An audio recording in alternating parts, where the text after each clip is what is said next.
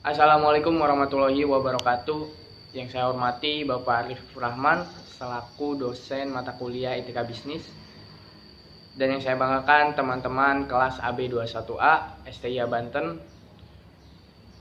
Izinkan saya memperkenalkan diri, nama saya Muhammad Angga Awaludin Zikrillah dari kelas AB21A dan saya perwakilan dari kelompok 7 Etika Bisnis. Yang dimana anggotanya ada Alifa Nur Fajriyah, Aulia Fadilah, dan Nuriana. Yang insya Allah materi yang akan kelompok kami sampaikan yaitu permasalahan dan pelanggaran etika bisnis terhadap investor yang akan disampaikan oleh rekan kelompok saya. Kepada rekan kelompok saya dipersilakan. Baik, di sini saya akan menjelaskan tentang pengertian investasi. Investasi adalah penempatan sejumlah dana dengan harapan dapat memelihara, menaikkan nilai atau memberikan return yang positif. Itu dari Sudha tahun 2000. Kalau dari Webster 1999, investasi adalah penanaman uang dengan harapan mendapat nilai dan mendapatkan nilai hasilnya dan nilai tambahnya gitu. Dan ada juga contoh pelanggaran etika terhadap investor. Nah, di sini satu PT Jouska Finansial Indonesia mendapatkan sejumlah laporan bahwa perusahaan ini tersandung kasus pengalokasian dana yang merugikan para kliennya. Berdasarkan laporan tanggal 21 Desember 2020, nilai kerugian investasi 41 nasabah Jouska tercatat mencapai 16 miliar. PT Jouska Finansial Indonesia mengalokasikan dana pada instrumen saham yang kemudian harga saham mengalami penurunan. Nah, dari secara drastis, tindakan tersebut dapat menjadi masalah, salah satu penyebabnya merugikan yang dialaminya oleh para klien. Materi selanjutnya akan dilanjutkan oleh teman saya yaitu Aulia. Baik, terima kasih kepada moderator. Di sini saya akan melanjutkan materi yang telah disampaikan oleh Alifa, yaitu tentang contoh pelanggaran etika terhadap investor. Yang pertama sudah dijelaskan oleh Alifa dan yang kedua yaitu binomo. Awalnya kasus dugaan tindak pidana penipuan berkedok investasi melalui aplikasi binary option binomo dilaporkan oleh 8 korban ke Bareskrim Polri. Mereka mengaku kepada polisi bahwa terpengaruh oleh konten-konten promosi yang dibuat oleh Indra Kents melalui YouTube, Instagram, dan Telegram yang mengatakan bahwa binomo merupakan aplikasi legal dan resmi di Indonesia. Padahal, binomo merupakan satu dari ribuan aplikasi binary option lain yang diblokir oleh Bapepti Kementerian Perdagangan atau Kemendag karena tak memiliki izin. Sejumlah korban mengaku diiming-imingi keuntungan hingga 85%. Dan yang ketiga, robot trading Fahrenheit. Kasus dugaan investasi bodong robot trading Fahrenheit memakan korban sebanyak 550. Ratusan korban itu disebut-sebut mengalami kerugian mencapai 480 miliar.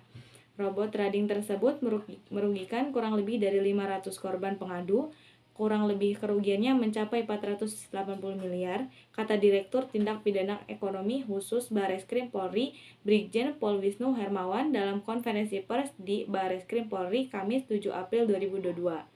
Nah, yang selanjutnya yaitu tips aman investasi. Yang pertama, kenali profil investasi diri. Setiap orang memiliki profil investasi yang unik. Hal ini karena setiap orang punya tujuan investasi yang berbeda-beda, jangka waktu investasi yang tidak seragam, penerimaan terhadap risiko yang berbeda, serta mengharapkan tingkat return yang berbeda juga. Dan yang kedua, pilih jenis dan produk sesuai kebutuhan. Berdasarkan pada pengenalan pada profil investasi, maka seseorang dapat memilih jenis dan produk investasi yang cocok dengan dirinya. Yang ketiga, perhatikan aspek legalitasnya, pastikan sesuai dengan bidang usahanya. Setelah paham akan jenis dan produk investasi yang dibutuhkan, maka pada waktu akan membeli produk investasi harus dipastikan apakah lembaga yang menjual atau menawarkan produk tersebut telah memperoleh izin usaha yang sesuai dengan bidang usahanya. Yang keempat, Pahami siapa regulatornya. Pahami siapa regulator yang mengawasi perusahaan yang menjual dan menawarkan produk investasi dimaksud. Hal ini diperlukan untuk berjaga-jaga jika sesuatu terjadi di masa mendatang. Baca dengan seksama ketentuan yang berkaitan dengan produk. Hal ini diperlukan untuk memastikan bahwa konsumen memahami secara lengkap hak dan kewajibannya, manfaat, biaya, dan risiko yang berkaitan dengan produk. Baik, terima kasih. Itu saja. Saya kembalikan ke moderator. Baik, sebelumnya terima kasih kepada moderator. Di sini saya akan melanjutkan presentasi dari Saudari Aulia, yaitu jika masih ragu atau bingung tentang suatu tawaran investasi, masyarakat dapat menanyakan ke masing-masing kontak regulator terkait. Yang pertama yaitu Otoritas Jasa Keuangan, nomor telepon 1500655. Dan yang kedua yaitu Kementerian Perdagangan, nomor telepon 0213858171. Yang ketiga, Badan Koordinasi Penanaman Modal, nomor telepon 0215252008. Yang keempat yaitu Kementerian Koperasi dan UKM, nomor telepon 021520436672. Dan yang terakhir atau yang kelima yaitu Kementerian Komunikasi dan Informasi, nomor telepon 0213452841. Materi yang selanjutnya yaitu tentang etika perusahaan dengan investor. Menerima pinjaman atau penanaman modal hanya untuk kepentingan bisnis dan meningkatkan nilai tambah perusahaan dengan cara 1. Menyediakan informasi yang aktual dan prospektif bagi calon kreditor atau investor. Yang kedua yaitu memilih kreditor atau investor berdasarkan aspek kredibilitas dan profitabilitas yang dapat dipertanggungjawabkan.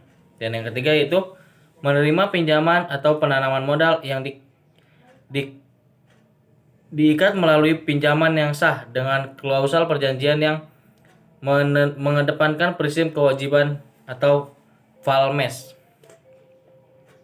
Yang keempat yaitu berkomitmen untuk memenuhi kewajiban kepada kreditor atau investor sesuai perjanjian yang telah disepakati bersama.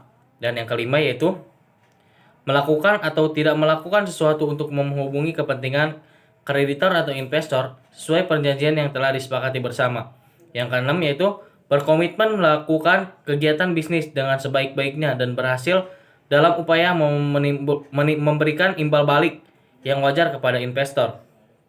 Yang ketujuh yaitu menghindari bantuan kepentingan dan kredit atau investor. Dan yang kedelapan, mendasarkan hubungan dengan kreditor atau investor pada persamaan kesetaraan dan saling percaya memberikan informasi tentang penggunaan dana untuk meningkatkan kepercayaan kreditor atau investor. Dan yang terakhir yaitu menjajaki peluang bisnis dengan kreditor atau investor untuk menimbulkan pertumbuhan perusahaan. Baik, terima kasih. Itulah presentasi dari saya. Kurang lebihnya mohon maaf. Assalamualaikum warahmatullahi wabarakatuh. Selesai sudah penyampaian materi dari kelompok kami dengan materi permasalahan dan pelanggaran etika bisnis terhadap investor. Cukup sekian dari kelompok kami, kurang lebihnya mohon maaf. Assalamualaikum warahmatullahi wabarakatuh.